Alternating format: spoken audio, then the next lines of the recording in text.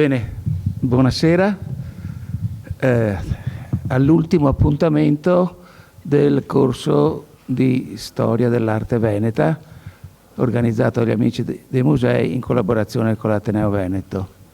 Questo anche per me è l'ultima volta che mi vedrete qui in qualità di coordinatore, in quanto cambia la presidenza negli Amici dei Musei, e quindi io mi ritiro in buon ordine e per il prossimo anno lascio ai più giovani il coordinamento di questo corso che ho tenuto per 7-8 anni, non mi ricordo, insomma.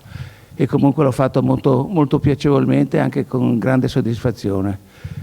In queste prime 4 lezioni abbiamo imparato tante cose, molte ne sapevamo, molte c'erano sfuggite, ed è stata l'occasione per poterle apprendere dai nostri relatori, che sono sempre stati molto brillanti. Oggi concludiamo con intanto un caro amico, che è la cosa molto importante, e poi una persona che all'Ateneo ha già dato molto in quanto presidente dell'Ateneo Veneto, e persona che poi tra l'altro ha dato anche molto alla ricerca e alla scienza in qualità di professore di storia dell'architettura presso lo IUAV di Venezia. Questo appunto vi dà già il segnale che questa lezione di oggi è più orientata verso non tanto verso la scultura, di cui abbiamo parlato nelle volte precedenti, ma più che altro nella architettura che c'era a Venezia nel periodo in cui è vissuto Canova, che tra l'altro ha anche molto influenzato l'architettura, pur essendo lui uno scultore. Con Guido Zucconi io ho fatto molte cose, lui ha pubblicato tantissimo, ma insomma abbiamo lavorato insieme a dei progetti, alcuni dei quali sono andati a buon fine, uno ci è rimasto un po', purtroppo non si è potuto realizzare, ma già vedo dall'immagine che c'è sul video, ne parlerà lui oggi, e cioè l'anniversario che c'è stato 2 anni fa, 19, che riguardava Gian Antonio Selva, architetto appunto contemporaneo di Canova. Io non ho altro da dire, a te Guido la parola, e ti ringraziamo naturalmente tutti quanti per aver accettato il nostro invito. Grazie. Grazie Camillo. Grazie Camillo, grazie a voi di essere presenti, nonostante la concomitanza con la prima della Scala. Avevo cercato di farla rimandare, ma non ci sono riuscito, quindi niente, abbiamo questa sovrapposizione. No, non pigliatemi troppo sul serio, sto ovviamente scherzando. Selva in effetti è un architetto di peso, ma che non ha forse avuto il peso che poteva avere se la storia fosse stata diversa. La storia non si fa con i sé, ma vedremo come Selva, che ha una biografia parallela a quella di Canova, ha vissuto in un periodo drammatico dal punto di vista politico. A Venezia si succedono i francesi per breve tempo, gli austriaci, poi i francesi, poi ancora gli austriaci. Essendo un architetto vicino al potere, che ha avuto commesse quasi solo pubbliche, credo che devi avvicinare un po'. Sì, non mi sentite bene. Avendo avuto commesse quasi solo pubbliche, dipendendo quindi dal potere civile, il numero di progetti da lui firmati, seguiti, sono molto pochi. Il principale ce l'abbiamo davanti, è il Teatro La Fenice. Il Teatro La Fenice fu oggetto di un concorso nel 1789, l'anno della Rivoluzione, e Selva c'entrò perché ebbe dalla quella che poi sarà la commissione giudicatrice, prima di tutto l'incarico di rilevare il terreno su cui sarebbe sorto il teatro Poi ci fu un breve concorso, lui vinse con molte polemiche perché in realtà era un outsider poco conosciuto e gareggiava con architetti molto più di peso, almeno secondo alcuni osservatori. Ma vi dicevo, Selva è morto nel 1819, quindi nel bicentenario non è stato fatto nulla, doveva essere realizzata una mostra all'Accademia, ma non ebbe buon esito tra Covid, problemi finanziari e via dicendo.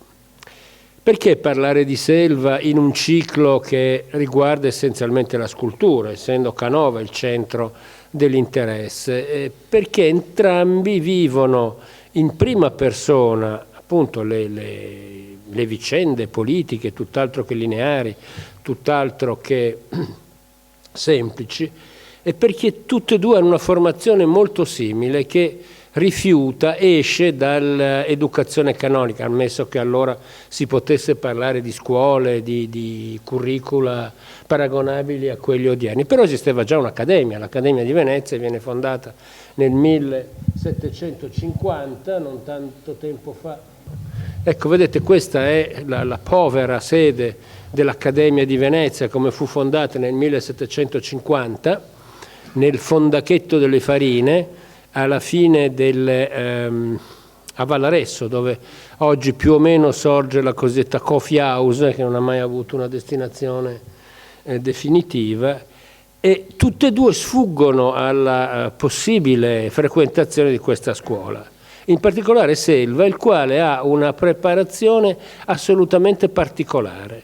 È il primo architetto che esce da Venezia, che ha una preparazione, un alunnato, come si diceva allora, non soltanto a Roma, che era la meta, era stata la meta per alcuni architetti, non tutti, quelli particolarmente facoltosi, ma Selva anche andrà in alcune capitali europee, conoscerà Parigi e Londra, è il primo che compie un percorso del genere, e soprattutto Londra colpirà moltissimo Selva, sarà un elemento ricorrente nella sua vita, nei suoi ricordi. L'intersezione, l'incontro con Canova avviene in due momenti soprattutto: quando sono a Roma, tra il 1778 e il 1880, diventano amici profondamente, c'è un carteggio intenso, molto, non so se qualcuno ne ha parlato, se è stato citato, che è stato pubblicato poi nel 1835 e che potete trovare. Questa è storia nota. Meno nota invece la collaborazione tra Canova e Selva quando ci sarà da rivoltare come un guanto l'Accademia di Belle Arti.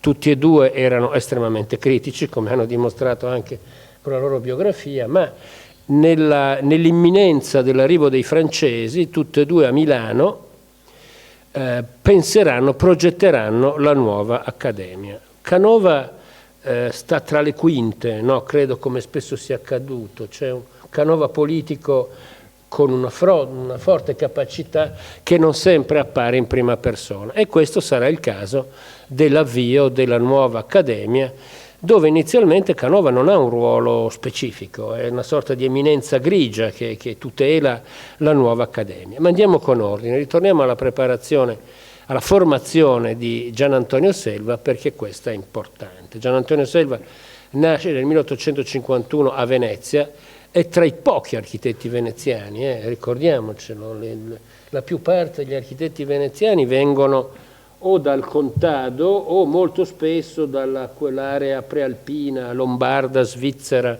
che forniva capimastri, tagliapietra e nei casi migliori anche architetti. Nasce a Venezia da una famiglia di ottici, sia il padre che il nonno fornivano canocchiali alla Repubblica. Essere ottici voleva dire soprattutto occuparsi di canocchiali. Il nonno di Selva scrive anche un piccolo trattato di ottica. Gian Antonio non segue questa strada, segue tutt'altra strada ed entra ben presto nelle grazie di questo personaggio che è il vero maestro di Selva, che è Tommaso Temanza. Non so se abbia incontrato anche la vita di Canova, questo non ho mai capito non l'ho mai saputo se è stato finora citato Tommaso Temanza. Tommaso Temanza è un religioso, come spesso erano i teorici di arte e di architettura, avevano molto tempo libero, quindi potevano dedicarsi anche a trattati di vario genere. E Temanza scrive questo libro che avrà grande peso, Vita dei più celebri architetti e scultori veneziani, che in realtà ha uno scopo molto preciso: celebrare la grandezza di Andrea Palladio. Il libro è costruito con una sequenza di biografie, l'ultima è quella dedicata a Palladio, il quale esce come un trionfatore. E questa, badate bene, sarà una traccia molto importante nella vita e nella professione, nell'attività di Selva, perché Palladio resterà come il modello inimitabile. Non è solo il caso di Selva, in realtà Palladio domina. Io quando leggo revival palladiano, neopalladianesimo, mi metto un po' in guardia, perché in realtà l'insegnamento di Palladio, il modello palladiano, non muore mai a Venezia. C'è un'assoluta continuità nel XVII e ancor più nel XVIII secolo. In particolare nella seconda metà del Settecento c'è, diciamo, una ripresa, chiamiamola così, non revival, ma ripresa di studi palladiani che si incardina sul libro di Tommaso Temanza. Tommaso Temanza progetta pochissimo, l'unico progetto che firma è la chiesa alla Maddalena, e se qualcuno ha buona memoria o c'è passato davanti, è una riproposizione del tempietto palladiano di Villa Maser. Cambia la scala, ma il progetto è quasi identico nella concezione e anche nei dettagli. Ma negli stessi anni, siamo tra gli anni 70 e gli anni 80 dell'Ottocento, esce questo testo di Bertotti Scamozzi, un nobile vicentino, che in questo caso ripropone un Palladio spendibile, utilizzabile, presenta una serie di facciate, di sezioni, per dimostrare non solo la duttilità, ma anche l'attualità dell'architettura palladiana. Palladio, vi ricordo, aveva inventato un metodo che era un metodo aggregativo, compositivo. La parola composizione, che oggi si usa come sinonimo di progettazione, nasceva proprio dal metodo palladiano, che era quello di mettere insieme dei moduli predefiniti, metterli insieme ovviamente secondo un preciso asse di simmetria. Qualche anno fa al Centro Palladio fu fatta una mostra, una delle tante mostre dedicate a Palladio, quella particolarmente importante, e Howard Burns, che era il curatore, nell'ingresso, pensando ai bambini, pensando all'aspetto divulgativo, che è sempre molto più presente nei nostri colleghi inglesi, a differenza di noi, per i bambini organizzò una specie di gioco delle costruzioni dove, partendo da moduli palladiani, dovevano comporre, però seguendo un asse di simmetria. Bene, di tutta quella mostra credo che quel gioco per i bambini fosse quello più di tutti rivelatore del metodo palladiano. Infatti, se guardiamo a questi trattati come quello di Bertotti Scamozzi, lo capiamo molto bene. Ecco, vedete, ci sono molte, naturalmente parte da una serie di rilievi come il Redentore o altri, ma ci sono altri personaggi che avranno peso sia su Canova, ma soprattutto su Gian Antonio Selva. Piranesi, che vedete a destra, che vedrà in una lettera, Selva dice che vide Piranesi che partiva da Roma quando lui arrivò a Roma. Cioè, però lo stesso Piranesi mi ha influenzato nel modo di guardare all'antico. L'altro a sinistra è l'abate Lodoli, che in realtà ci ha lasciato molto poco di scritto, ma è una specie di eminenza che aleggia su tutti gli scritti di arte e di architettura nel secondo Settecento. Ma forse più influente ancora il libro di Francesco Milizia. Francesco Milizia è l'autore dell'ultimo trattato che sia mai stato pubblicato di architettura. Milizia ha una strana biografia, viene dal sud, viene dalla terra d'Otranto, vive molto tempo a Padova, non ha grandi sostanze, a differenza dei personaggi di cui parliamo, che avevano sempre la capacità di automantenersi e di viaggiarsi, quindi deve fare l'educatore, l'aio, per molto tempo, ma proprio a Padova ha occasione di entrare in contatto con molti personaggi eminenti, tra cui ancora una volta molti filopalladiani, tra cui Andrea Memmo, che era un dilettante di architettura. E questo libro ha un consistente testo, ha vari significati, ma due in particolare. Un obiettivo è di trasmettere la novità che viene dall'enciclopedia francese. L'enciclopedia francese tendeva a ridefinire tutto dalle fondamenta, no? Anche ciò che veniva dato per scontato, diciamo, era tutto basato su un metodo induttivo, partire dalla materia, dai sistemi, dai modi, per ridefinire. Quindi ridefinisce il problema della costruzione con una serie di tavole che sembrano riprese pari pari dall'enciclopedia francese, guardate soprattutto quella di sinistra. Il secondo scopo, ancora una volta, è quello di celebrare la grandezza di Palladio. Palladio è colui che più di tutti riesce a realizzare un sistema che al di là, e questo è un concetto molto importante, al di là delle scelte stilistiche, permette di rispondere anche ai temi nuovi che la società pone. Quindi da una parte c'è la coscienza di un cambiamento, la società pone temi nuovi e questo lo vedremo, sarà fortissimo nel periodo napoleonico. Moltissime funzioni faranno la loro comparsa per la prima volta. Pensate a quello che succede nel momento in cui alcune attività che erano proprie degli enti religiosi, l'educazione, l'assistenza sanitaria, l'assistenza agli anziani, passano dalla sfera religiosa alla sfera pubblica. Per gli architetti vuol dire definire nuovi tipi, avere incarichi su temi che fino allora non erano stati affrontati, la scuola, il museo, l'ospedale e via dicendo. E sarà una delle, come dire, delle sfere che impegneranno la vita di Gian Antonio Selva. Quindi diffidate di chi vi parla di neoclassico, Selva è neoclassico mentre quell'altro è meno neoclassico. Queste categorie stilistiche hanno fatto veramente il tempo che trova. Dobbiamo dire che Palladio è un altro, che scusate, ma perché? Forse sarebbe contento Gian Antonio Selva, confondendolo con Palladio. Gian Antonio Selva è un architetto che segue le orme di Palladio fedelmente. Ecco, la Fenice nella prima versione, poco dopo essere stato costruito, il cantiere dura dal 1690 al 1792, sono gli ultimi bagliori della Repubblica di Venezia che di lì a poco tempo crollerà nel 1797. Questa è la prima versione perché sapete che il Teatro La Fenice è stato ricostruito 2 volte, una prima volta nel 1830 e qualcosa e fu mutato profondamente, lo vedete dal confronto tra questa facciata e quella che potete osservare, e poi di recente, alla fine del secolo scorso, con l'incendio e tutto ciò che ne seguì.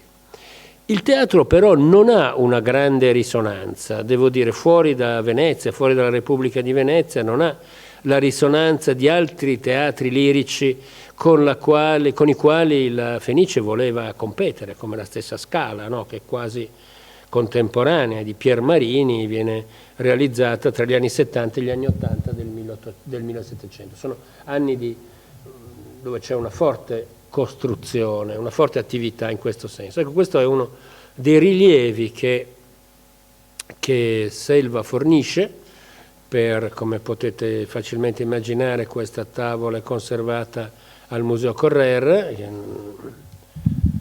che appunto, come ho detto, costituisce l'inizio della sua vicenda legata al teatro. Ma negli anni tra il successo che ottiene con la progettazione del Teatro La Fenice e l'arrivo dei francesi, quindi nell'arco di 14-15 anni, i francesi sono stati una prima volta a Venezia nel 1697 per poco tempo, il cosiddetto periodo delle municipalità, e poi ritornano nel 1806. Ecco, col ritorno dei francesi Selva ha una nuova stagione dove nelle vesti di architetto municipale ha tutta una serie di incarichi. Nel frattempo, in questo periodo, questo lungo periodo, insegna all'Accademia di Belle Arti, credo che gli dia il sostentamento, per quanto misero, nel 1787, cioè poco prima di progettare il Teatro La Fenice, aveva ottenuto un posto di assistente all'architettura statica. Cosa voleva dire architettura statica? Voleva dire architettura costruita, edifici, non architettura dipinta, perché in realtà quello che si insegnava nella sezione architettura dell'Accademia di Belle Arti era dipingere le architetture che potevano fare da sfondo a scene di vario tipo che il pittore era chiamato a ritrarre. Quindi Selva in questo periodo, diciamo dopo la costruzione del Teatro La Fenice e prima dell'arrivo dei francesi, ha molto tempo per rimeditare, ragionare, soprattutto cosa fa? Ridisegna edifici palladiani. Questa è la Villa Pisania Montagnana, che è un must per i filopalladiani, lo ritroviamo in molti volumi dedicati a Palladio e non solo a Palladio, lo ritroviamo, questo è il Bertotti Scamozzi di cui vi parlavo prima, che dà un rilievo completo, ma non basta, perché fare un rilievo non voleva dire semplicemente restituire i lineamenti, i caratteri, ma voleva dire entrare con la penna dentro lo spirito, il metodo, il processo seguito dall'autore nel momento in cui era stato pensato e progettato. Questo è il rilievo di Palladio, rilievo tra virgolette, perché poi in realtà i rilievi non sono mai dei veri rilievi, ogni volta qualcuno aggiunge, o meglio aggiungeva qualcosa o cambiava qualcosa. Questo è il rilievo che chiaramente tutto ciò aveva una forte connessione con l'insegnamento all'Accademia. Credo che agli studenti Selva proponesse ancora una volta i progetti palladiani che gli studenti stessi erano chiamati a ridisegnare, a ripensare e a lavorare. Questo lo vedremo meglio nella seconda parte, quando Selva avrà una piena cattedra di architettura con l'arrivo dei napoleonici, e allora quello che aveva proposto agli studenti nel corso di 7 anni sarà poi pubblicato in un volume che poi vi farò vedere. Ecco, sono tutti i rilievi di Selva, sempre della Villa Pisania Montagnana, colorati, sezioni, prospetti, piante. Ha qualche incarico nel campo dell'architettura religiosa. Uno è il rifacimento della chiesa di San Maurizio, la facciata di San Maurizio è opera di Selva, dentro c'è anche una lapide che lo ricorda. Oppure, sulla scia del successo avuto con il Teatro La Fenice, il progetto, la commessa per qualche teatro di provincia, come il Teatro di Adria, vedete qua il prospetto, vedete la sezione, e potete anche comprendere come fosse accurato Selva nel disegnare, nel pensare, nel progettare gli edifici. E poi si diletta di pensare a teatri per grandi città, no? Questo è una specie di capriccio, di scherzo che disegna in quegli anni, e forse sono indice di una frustrazione, perché chiaramente avrebbe voluto avere incarichi di ben maggior peso. Come vedete siamo sempre nell'ambito di incarichi di tipo pubblico, la committenza privata è quasi assente nella biografia di Selva, sono tutti capricci. Mi scuso per non offrirvi immagini di Selva, se non quel bassorilievo che avete visto all'inizio, che è l'unica effigie di cui disponiamo di Selva, sta dentro l'Accademia. Qui vedete una riproposizione di Palazzo Chiericati a Vicenza, ma ridotto, cioè ancora una volta dimostra che Palladio è il punto di partenza per disegnare progetti diversi, anche se legati all'origine palladiana, che quindi sono chiamati a rispondere a compiti diversi. Questa è facciata per un palazzo sul Canal Grande. Questo invece è Palazzo Chiericati a Vicenza, rilevato da Selva, questa è la sezione. Ma veniamo alla svolta fondamentale nella biografia di Selva, che pure aveva già 55 anni, perché siamo nel 1806, quando arrivano i napoleonici, Selva era del 51, quindi fate voi. Il Napoleone che arriva a Venezia è un Napoleone imperatore, non è più il primo console, non è più il Napoleone repubblicano, anche se si dice che Napoleone avesse un amore speciale per Venezia. Qui era il suo spirito repubblicano che riemergeva nonostante le stole di Armellino e di Zibellino, in fondo veniva da lì, ideologicamente, culturalmente, Napoleone. Ma Napoleone ha grandi idee, vuole lasciare un segno molto forte in tutte le maggiori città dove la presenza dei francesi è ufficiale. E Napoleone verrà a Venezia, a differenza di Roma, che non riceverà mai la visita di Napoleone. Quando sarà incoronato imperatore dal Papa, non sarà Napoleone che andrà a Roma, sarà il Papa che andrà a Parigi per la prima volta. Questa la dice lunga sul senso che aveva Napoleone del suo ruolo e della sua forza. Ma a Venezia verrà nel novembre del 1807, dimorerà per 10 giorni. Abbiamo un resoconto abbastanza preciso di quello che Napoleone fa in questi giorni. Si stabilisce nella villa Pisani a Stra, lungo il canale del Brenta. La villa Pisani a Stra era frutto della megalomania della famiglia Pisani, che uno dei membri era stato ambasciatore della Repubblica di Venezia a Parigi all'inizio nel corso del Seicento, non so esattamente in che periodo, era rimasto affascinato da Versailles e aveva tentato di riprodurla sulle rive del canale del Naviglio. Ecco, vedete anche l'impostazione stessa, il parco, il canocchiale centrale, la postura lungo il canale del Brenta, tutto rievoca la grandeur di Versailles, anche se ovviamente le dimensioni non possono competere con quelle di Versailles. Quindi Napoleone per prima cosa colloca nel demanio imperiale questa villa, che sarà la sua residenza durante il soggiorno veneziano, e quello che doveva essere il Palazzo Reale, ovvero le procuratie nuove in Piazza San Marco, che saranno parzialmente trasformate in residenza imperiale. Selva viene convocato, prima vediamo un po' il percorso di Napoleone perché è interessante. Napoleone è il primo sovrano che visita Venezia non venendo dal mare, non entrando nel bacino di San Marco, dove venivano di norma realizzate queste architetture posticce che servivano a celebrare l'arrivo. Questo monumento viene costruito davanti all'attuale stazione di Santa Lucia. Quindi per la prima volta Venezia, come dire, volta le spalle alla sua al suo tradizionale legame col mare, al fatto che tutto veniva dal mare, ma questa volta tutto arriva dalla terraferma. Sembra quasi un monito, una premonizione, scusate, rispetto a quello che poi accadrà e che ancora oggi, che oggi soprattutto viviamo. Questo monumento è disegnato da Palladio, con l'aiuto di una serie di docenti dell'Accademia di Belle Arti, pittura e architettura, che di lì a poco saranno licenziati.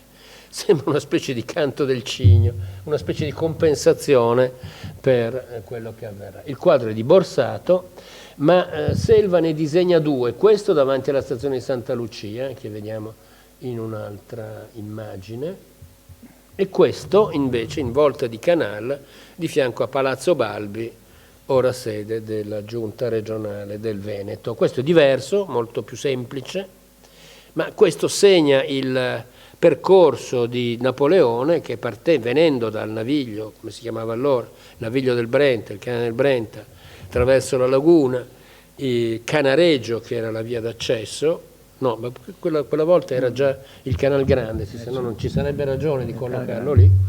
E infine, a metà percorso circa, ma più vicino a San Marco, questo secondo monumento, poi l'arrivo in Piazza San Marco.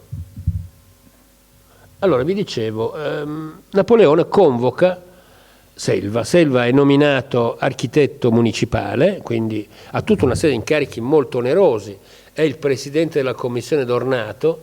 La commissione d'ornato è l'equivalente di una commissione edilizia, ma forse ancora più poteri, perché la commissione d'ornato è quella che non soltanto approva o non approva i progetti edilizi, ma ha anche il compito di disegnare il futuro della città. Questo avverrà in modo più esplicito a Milano. A Milano i napoleonici stanno per molto più tempo, diciamo ininterrottamente, dal 1798 con la campagna d'Italia fino alla caduta di Napoleone, quindi fino al 1813-14. Quindi lì fanno in tempo a redigere il cosiddetto piano dei rettifili, che è una sorta di piano regolatore redatto dalla stessa commissione d'ornato. In quel caso l'architetto municipale è Leopoldo Pollack, di cui parleremo tra poco, perché ci sono molte simmetrie con Gian Antonio Selva. Ma questa mappa, secondo Gian Domenico Romanelli, è quella che accompagna l'incontro tra Selva e Napoleone. È una pianta del Settecento che riproduce una parte delle proprietà religiose.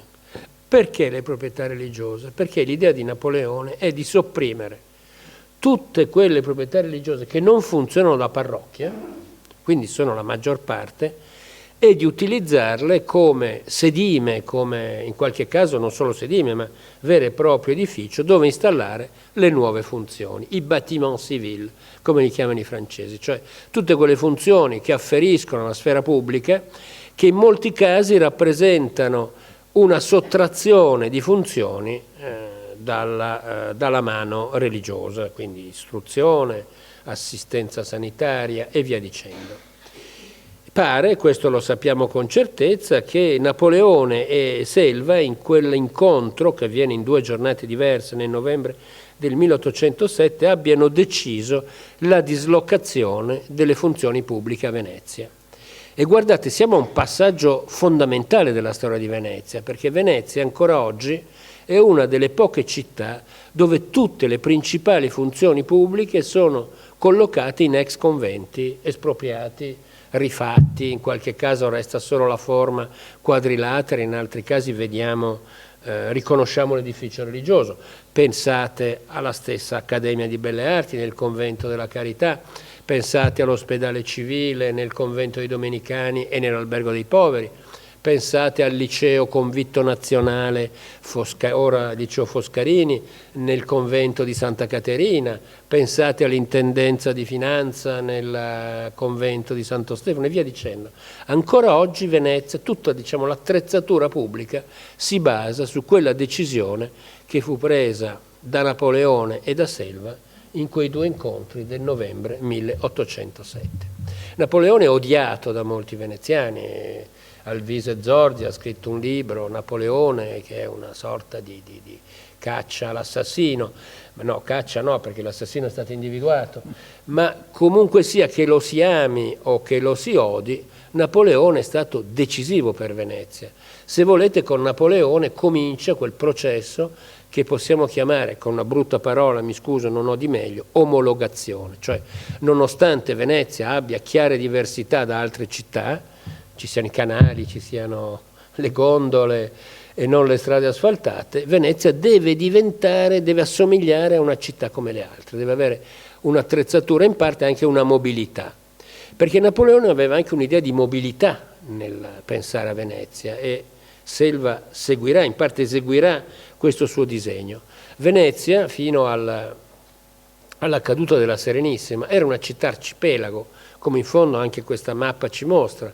C'erano tante isole, le quali avevano ognuno una propria autonomia funzionale, nel senso che ciascuno aveva il suo campo, la sua chiesa, le sue attrezzature commerciali, e per attraversare Venezia bisognava prendere una gondola che faceva un servizio di traghetto, come oggi vediamo a San Tomà e a Santa Fosca, credo che siano gli ultimi 2 traghetti rimasti. Un mio collega dello UAV, Franco Mancuso, aveva calcolato che nel pieno della loro funzione erano circa 85 le gondole che facevano traghetto. Allora a Venezia esistevano solo 2 ponti, che erano Rialto e i 3 Archi a Canareggio. Con Napoleone comincia quest'idea di dare a Venezia una mobilità pedestre, cioè Venezia può essere attraversata a piedi da un capo all'altro, come avviene oggi, e questo avviene con la costruzione di ponti, grazie Camillo, e con l'interramento di canali. Quando vedete Rio Terrà, quel nome fa seguito ad un interramento di un canale che è stato pensato in età napoleonica, ma poi realizzato molto spesso nei 50 anni successivi, anche la più parte nei 50 anni successivi. Ma veniamo a un altro punto, la sistemazione di Piazza San Marco, dove Selva non c'entra nulla, non ha il minimo ruolo. Perché? Alcuni hanno scritto perché non aveva tempo, aveva tante cose da fare. No, non era questo il problema.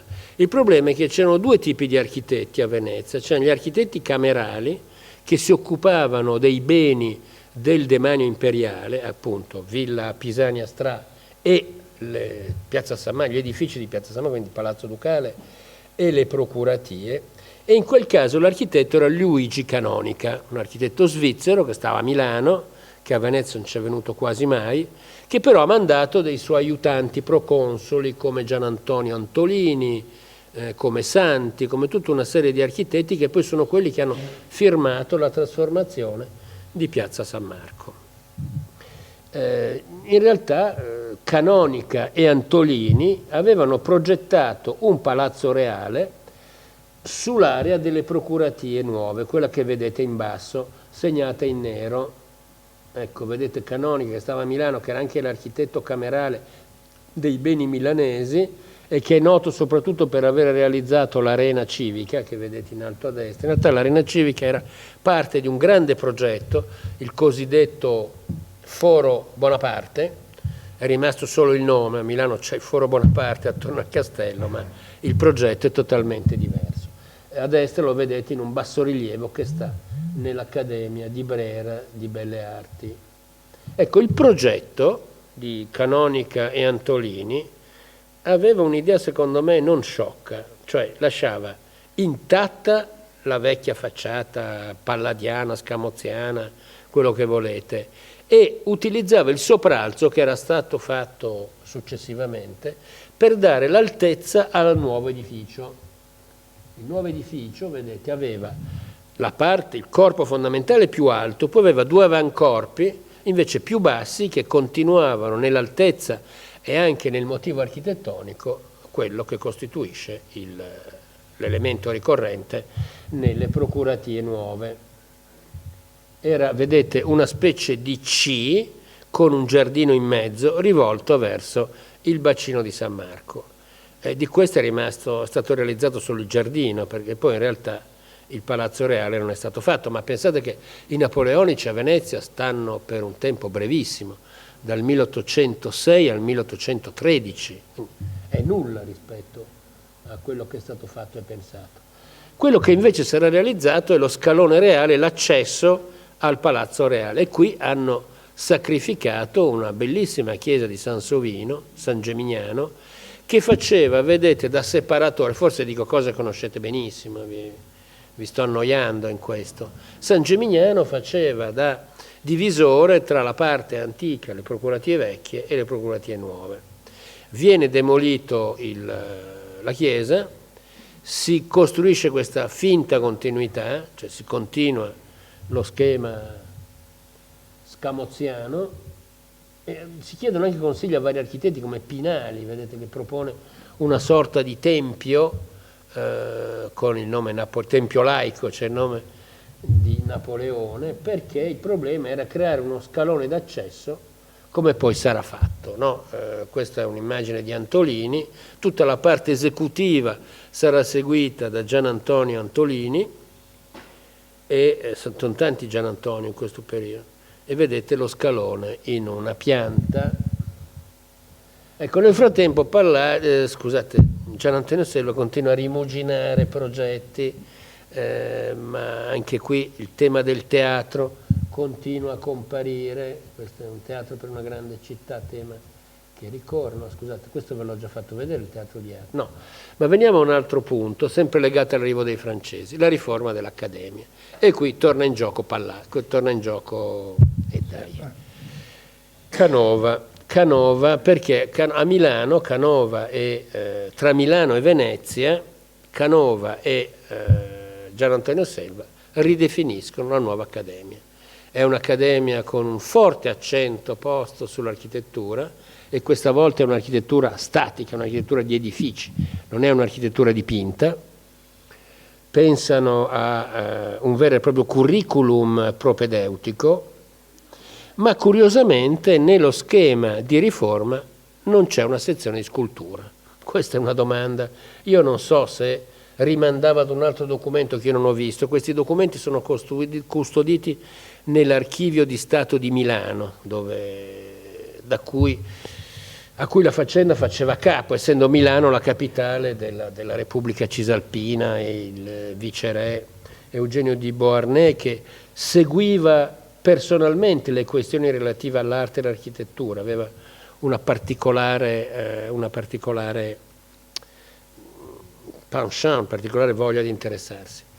Qui entra in gioco un nuovo personaggio che è Leopoldo Cicognara, che veniva da Ferrara, era un nobiluomo amante delle belle lettere e delle belle arti, il quale avrà il titolo di direttore dell'Accademia. Ma c'è un passaggio importante dove emerge ancora una volta il Canova politico, non so se ne avete parlato, perché i francesi inizialmente non sono tanto contenti che Selva sia il responsabile della sezione architettura, ripeto, il cuore della nuova accademica. Perché?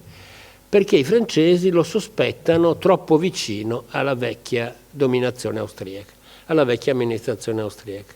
Canova era un uomo per tutte le stagioni, perché la qualità della sua opera era tale che superava problemi come questi, mentre invece Selva è soggetto a questa sorta di spoiling system, chiamiamolo così, ma è Canova a fare da garante, dire no, vi garantisco io che Selva è uomo probo e uomo leale alla nuova amministrazione francese. Grazie a questa mallevadoria di Canova entrerà Selva come protagonista nella scuola, nella nuova scuola.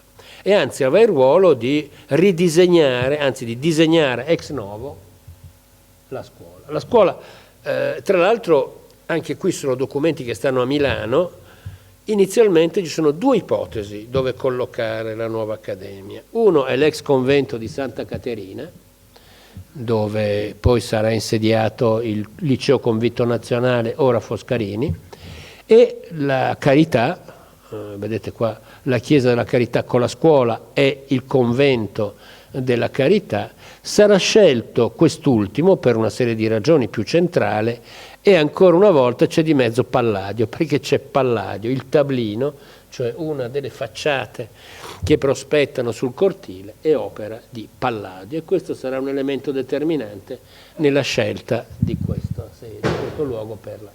Ecco, vedete, Reale Accademia di Belle Arti, questo è il catasto particellare di quegli stessi anni, dove abbiamo ancora la vecchia topografia, quella che poi sarà superata dal progetto di Selva. Manca, come vedete, la chiusura, l'edificio di chiusura che sarà realizzato circa 20 anni dopo e che era stato espressamente concepito come sede della Pinacoteca. Ecco, vedete il tablino, cioè la parte che viene attribuita a Palladio, ancora una volta in un rilievo di Selva o dei suoi studenti o dei suoi assistenti. Perché qua interviene un altro personaggio che avrà un ruolo molto importante nell'Accademia, Antonio Diedo.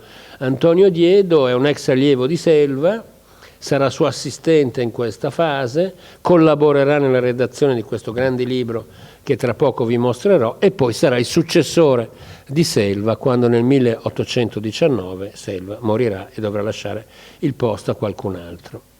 Antonio Diedo prolungherà nel tempo, fino credo agli anni 30, se non inizi 40, fornirà una totale continuità nel tipo di insegnamento e ancora una volta nel modo di proporsi rispetto a Palladio.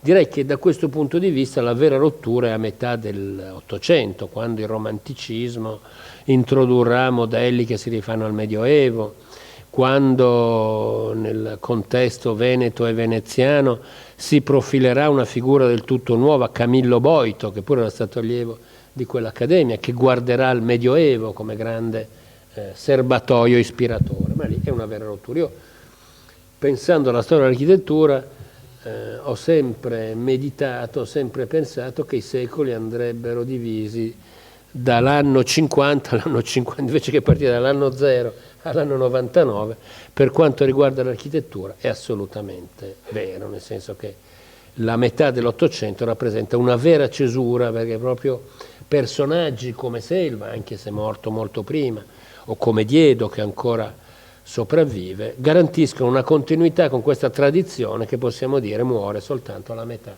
del XIX secolo.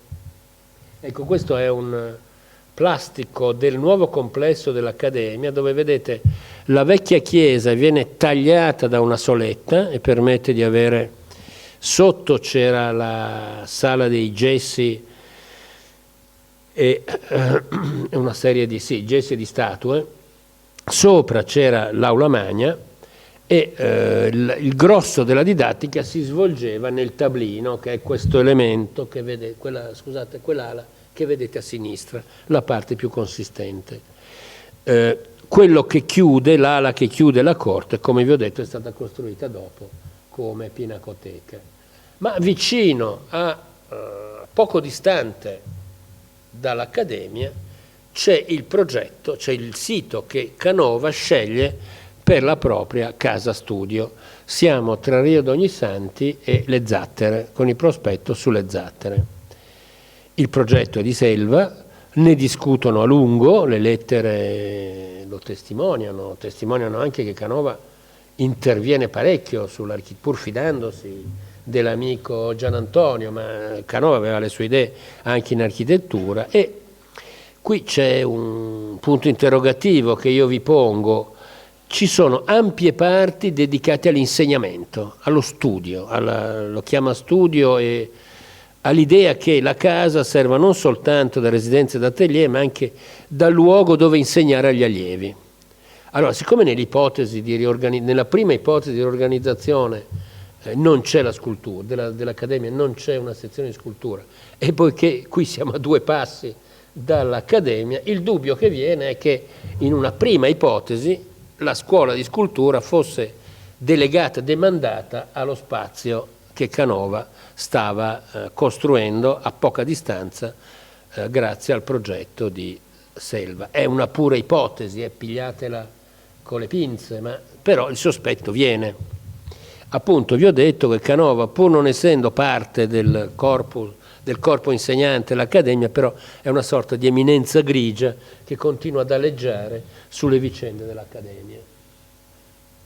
Certo che non aveva tempo di svolgere corsi regolari all'interno di un'istituzione. Canova poi viaggiava moltissimo.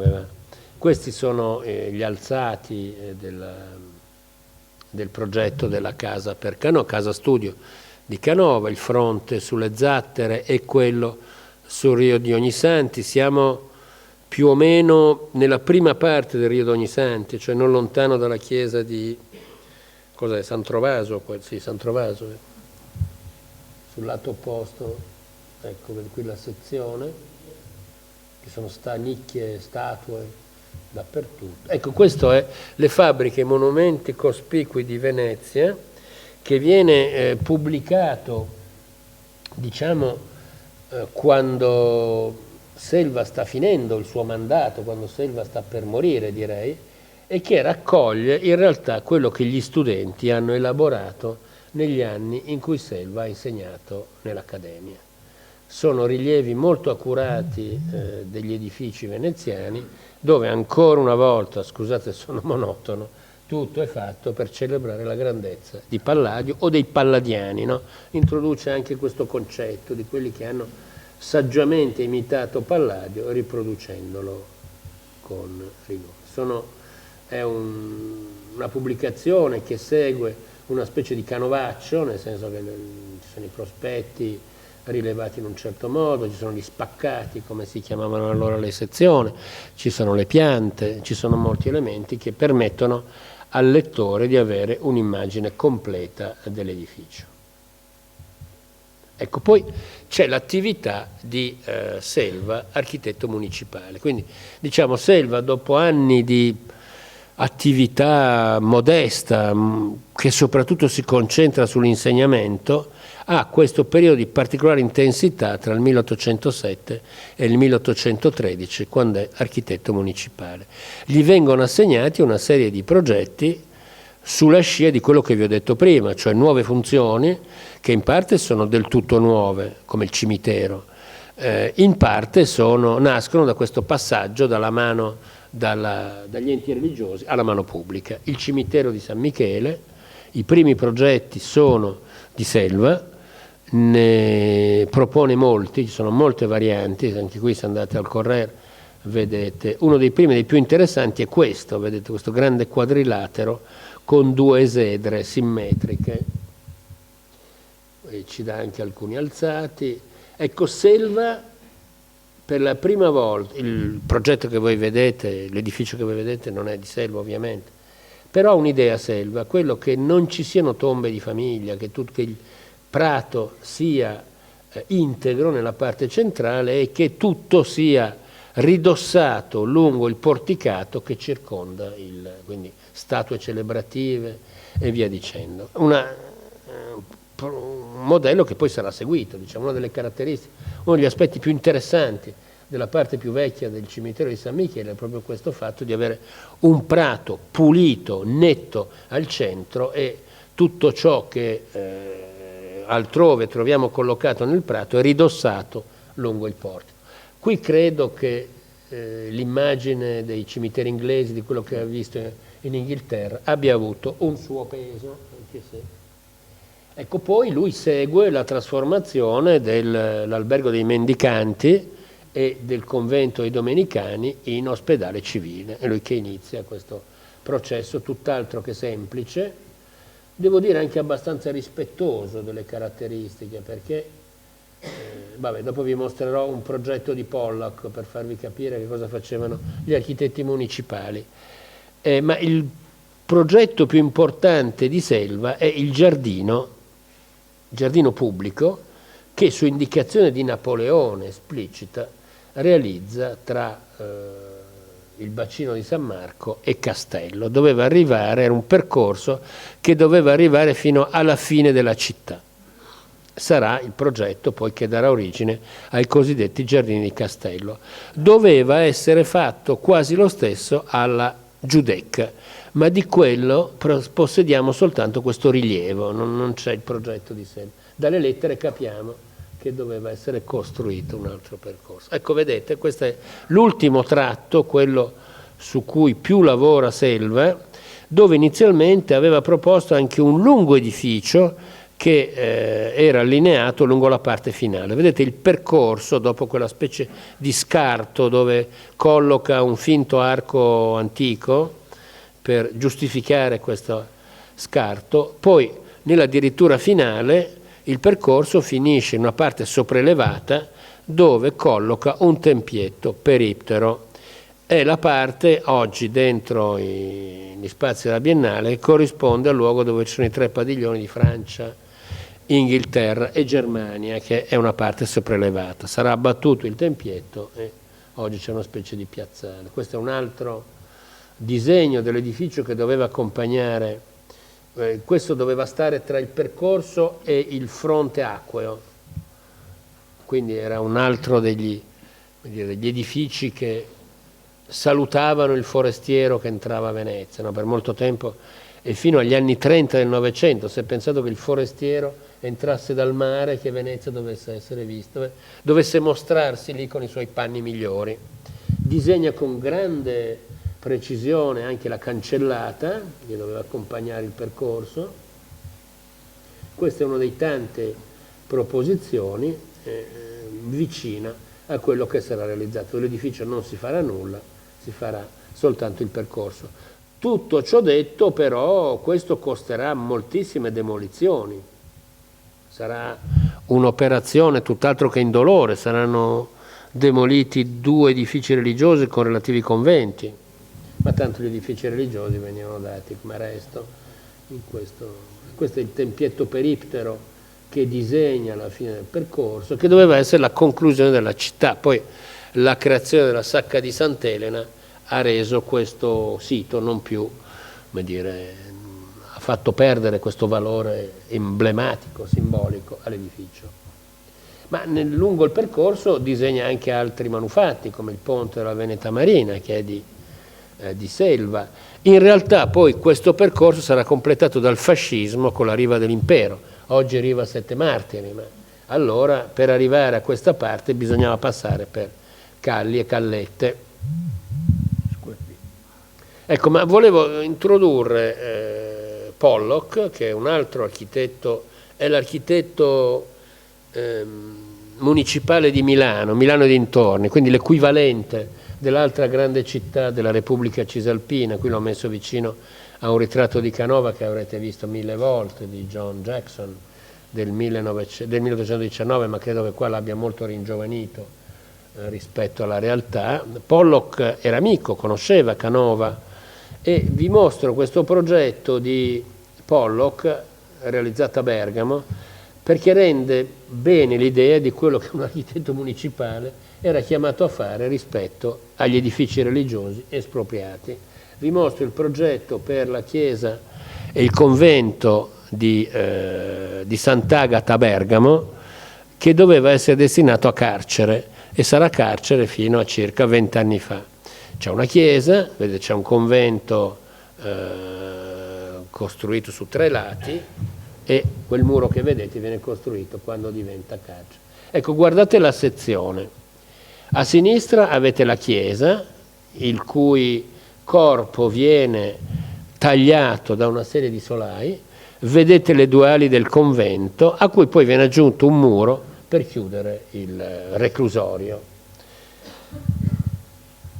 Ecco, oggi come si presenta, tra l'altro il FAI si sta impegnando moltissimo, l'ha eletto a edificio del cuore, non so come faccia, ci vuole un certo coraggio, ma come un ex carcere in queste cose. Vabbè, questo è un altro. Ma tornando a Selva, quindi Selva ha tutta una routine di operazioni complesse, di ricucitura, di rifacimento, di taglio, di sopraelevazione, che lui conduce con grande rigore e acrimonia. Da un lavoro di ricucitura viene fuori anche Palazzo Dolfin, che è uno dei pochi edifici che lui progetta, anzi forse l'unico edificio residenziale di Venezia, sede della Banca d'Italia, ma che nasce con l'idea di... non c'è, no scusate, ho saltato, non ho messo il progetto, mi dispiace, questo è un mio errore.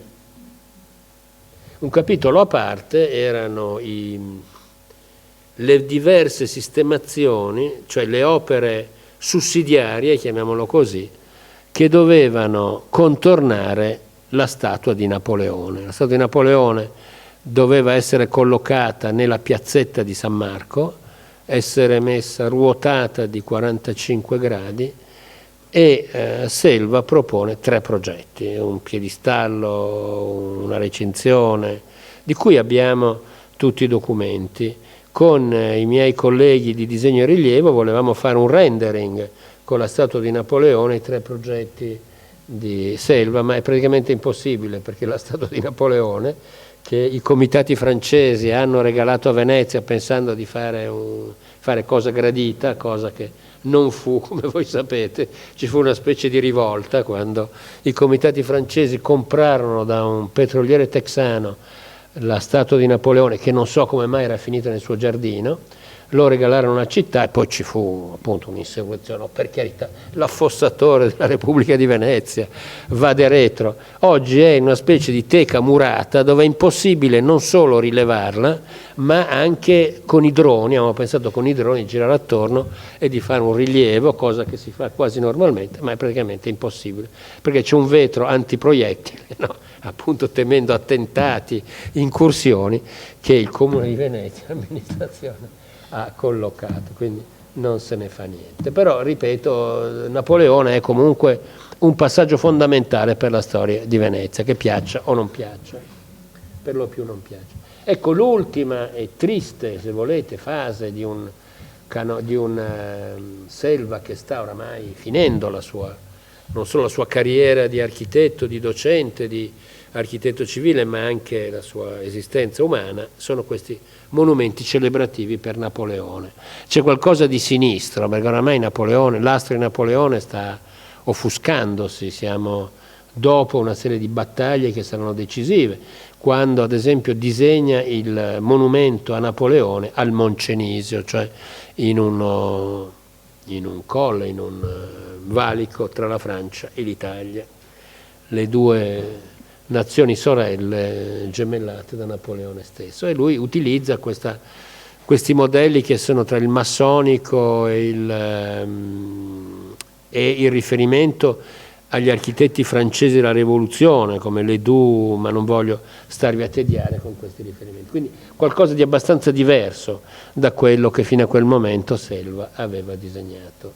In realtà non è solo una boutade, c'era anche un interno, scusate, nell'edificio, come vedete qua, era una grande piramide con all'interno un edificio cumulato. Quindi più che un monumento è una specie di cenotafio dove sembra che le spoglie di Napoleone fossero indirizzate. Napoleone amava molto l'Italia, a parte Venezia, l'Italia ha molto amato Napoleone. A differenza della Spagna, dove ci fu una guerra civile perenne durante l'occupazione francese, il famoso quadro di Goya con i fucilati, come si chiama un nome? Quelli sono ribelli contro la dominazione francese. In Italia ebbe largo seguito, al punto tale che quando la seconda moglie di Napoleone, Maria Luigia d'Austria, figlia dell'imperatore, che Napoleone sposò non amandola ma pensando di ingraziarsi l'imperatore d'Austria, cosa che comunque non avvenne, Maria Luigia disse: io voglio andare a Parma perché insieme all'Elba, dove Napoleone trascorse una delle ultime fasi, a Napoleone era stato dato il ducato di Parma e Piacenza. E Metternich, che già era primo ministro ed era uomo cinico e di lunga veduta, disse: no, tu in Italia non ci vai portandoti tuo figlio, l'erede di Napoleone. Quelle teste matte di italiani, così amanti di Napoleone, farebbero la rivoluzione. Tu vai a Parma, ma rinunci per sempre a tuo figlio. E lei rinunciò a suo figlio, il quale campò ancora pochi anni, vivendo dentro la reggia di Vienna, vestito da guardia repubblicana napoleonica. Questo ce lo racconta Victor Hugo, forse è leggenda, ma potrebbe essere credibile. Tutto, nonostante questo, Maria Luigia a Parma è amata, adorata, non so come mai, forse non conoscono questo episodio che mi pare non deporre a suo favore. Scusate con questo intermezzo finale, ma così per rendere le cose un po' meno pesanti. Vi ringrazio dell'attenzione.